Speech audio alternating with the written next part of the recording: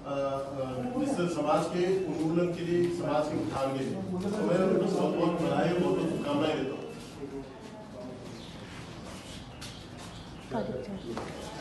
व्यक्ति अब ईमानदार व्यक्ति है तो मेरे पिताजी को आगे ले आएगा और उन्होंने अपना जीवन पूरी ईमानदारी बताया। स्पीकर बनने के बाद वो फिर इलेक्शन में नहीं लड़े।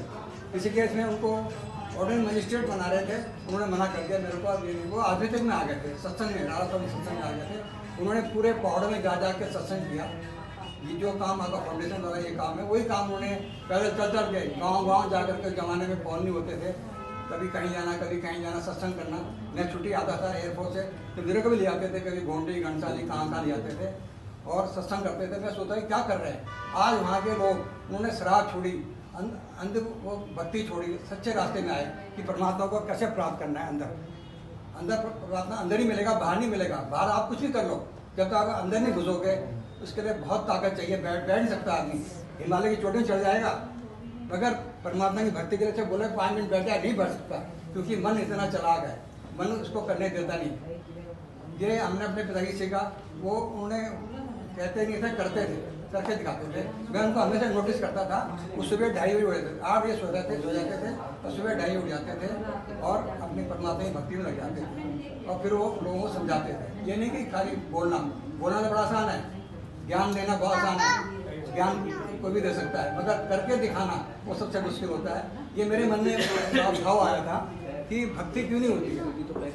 मैं हॉकी खिलाड़ी था, 90 में जोधपुर में था, तो गर्मी की दोपहर की गर्मी में मैं हॉकी खेलने जाता था और वहाँ से खेल के आता था पसीने लथपथ। इसके बाद मैंने नींबू पानी वगैरह पीना, नहाना धोना, फिर मन का हॉकी खेलने। मैंने ये क्या चीज़ है, इतना चूर हो गया, बदन टूट गया, फिर हॉकी खेलना फिर मन कर रहा है। मैं सुबह हम ध्यान में बैठते हैं, उसके बाद दोबारा बैठते ही नहीं, कि मन नहीं लगने देता। वो मेरा 27 मई 1990 मेरे को सत्संग में ये प्राप्त हुआ कि करना पड़ेगा, बैठना पड़ेगा। आप हिमालय चोटी चढ़ सकते हैं मगर 5 मिनट आप इधर नहीं बैठ सकते। मैंने कहा ये क्वेश्चन मेरा आंसर है। तो मेरे पिताजी ने लंगा में 8वीं तक स्कूल खोला था, उनको जेल हो गई थी, उसी कारण फ्रीडम बैठे थे और उन्होंने काफ़ी कुछ किया। और उनका जो जीवन ईमानदारी का मैंने उनसे ही सीखा कि जीवन में ईमानदारी करो। जी किस प्रकार अभी तक फिट है। और अब हमने तो खैर हॉकी के जादूगर ज्ञानचंद मेजर हमने नाम सुना था, हम तो कभी खेल नहीं पाए क्योंकि कभी गोबर निकालना पड़ता था, कभी घास काटना है, सारे काम घर करने पड़ते थे। पर हम अगर मेजर ज्ञानचंद जी से नहीं मिल सके तो जो उनसे मिले तो हम तो कह रहे हमें धन्य हो गए। एक बार ताले के लिए भाई। अभी जो कैमरे के पीछे उनको भी दिखाऊंगा, सबकी शक्ल दिखाना है। और हमारे साथ महाराज जी है, तो बहुत अच्छा लगी वैसे आपसे मिली गई। अब देखिए इस प्रकार के लोग जब रिटायर हो गए जिस काम में लग जाएंगे तो इनके चेहरों पर तो मुस्कान आती है, हमारी आ जाती है। और